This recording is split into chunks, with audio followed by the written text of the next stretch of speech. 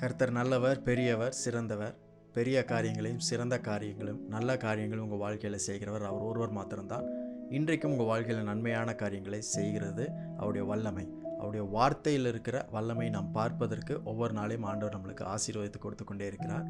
இந்த நாளிலும் தேவனுடைய வார்த்தை உங்களை கட்டி எழுப்புகிற வார்த்தை, உங்களுக்காக பெரிய காரியங்களை செய்கிற வார்த்தை. மார்க் 5:36 இப்படி இருக்கு. அவர்கள் சொன்ன வார்த்தையை இயேசு கேட்டவுடனே ஜெப ஆலய தலைவனை நோக்கி, பயப்படாதே, விசுவாசம் உள்ளவனாயிரு என்று சொல்லி. மனிதர்களுடைய வார்த்தை நம்மை சோர்வடைய செய்யும், ஆனால் இயேசுவினுடைய வார்த்தை நம்மை கட்டி எழுப்பும், நம்மை பலப்படுத்தும். இந்த சம்பவம் நிறைய தடவை நம்ம படிச்சிருப்போம். ஜெப ஆலய தலைவனாகிய யவீரனுடைய மகள் மரண படுக்கையில் இருக்கும் பொழுது அவன் இயேசுவை அழைக்கிறான். இயேசு இன்னொரு அற்புதம் செஞ்சுட்டு வரதற்குள்ள மற்றவர்களாம் சொல்றாங்க, போதகரை வருத்தப்படுத்த வேண்டாம், உன்னுடைய மகள் மரித்து விட்டார். இயேசு இதை கேட்ட உடனே என்ன சொல்றாருன்னா, பயப்படாதே, விசுவாசம் உள்ளவனாயிரு. Jesus heard what others told Jairus. Jesus overheard what others told Jairus. In fact, Jesus ignored what others told Jairus. யவீருவினிடத்துல மற்றவர்கள் சொன்னதை இயேசு கேட்டார். இங்கிலீஷ்ல ஓவர்ஹர்டுன்னு சொல்லப்பட்டிருக்கு. அப்படின்னா மற்ற எல்லா சத்தத்தையும் காட்டிலும் அந்த சத்தத்தின் நடுவிலும் இவர்கள் சொல்லுகிறதை கேட்டார், உற்று கேட்டார், கவனித்து கேட்டார். அது மட்டும் இல்லாம he ignored what others told Jairus. யவீருவினிடத்துல மற்றவர்கள் சொன்ன வார்த்தைகளை அவர் பொருட்படுத்தவே இல்லை, அது கலைந்து விட்டார். ஆனா அதற்கு மாறாக அவர் ஒரு வார்த்தையை சொல்லுகிறார், பயப்படாதே, விசுவாசம் உள்ளவனாயிரு அப்படின்னு சொல்றார். அநேக நேரத்தில் இந்த மாதிரி வார்த்தைகள் தான் நம்மளும் கேட்டுகிட்டே இருப்போம். நம்மளை சுற்றி இருக்கிறவங்க நல்லதுக்காக சொல்லுகிற வார்த்தையும் சில நேரத்தில் நம்மை சோர்வடைய செய்யும், நம்மை கவலைக்குள்ளாக மாற்றிவிடும்.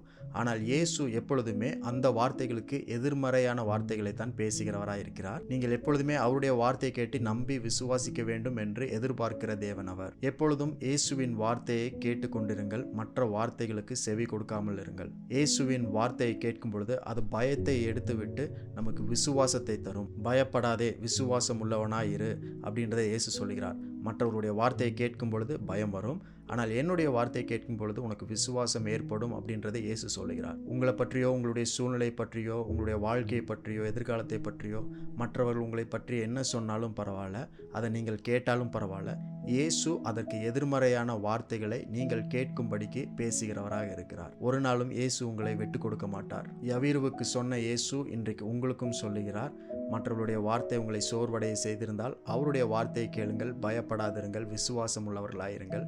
தேவன் உங்களுக்காக அற்புதங்களை செய்ய போகிறார்.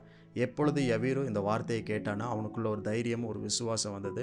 இயேசு போய் அவனுடைய மரித்த மகளை உயிரோடு எழுப்பினார். அதே போல பெரிய அற்புதங்களும் அதிசயங்களும் உங்களுக்காக காத்து கொண்டிருக்கிறது. All you have to do is listen to the words of Jesus Christ. இயேசு கிறிஸ்துவின் வார்த்தையை கேளுங்கள், கவனியுங்கள், அதன் மேலே விசுவாசம் உள்ளவர்களாயிருங்கள், பயப்படாதிருங்கள். உங்களுக்கான காரியம், அற்புதம் இன்றைக்கு இந்த நேரத்தில் ஆண்டவர் செய்து கொண்டிருக்கிறார். அதை பார்ப்பதற்கு இந்த நாளை கொடுத்திருக்கிறார். அதுக்காக நன்றி செலுத்துங்க.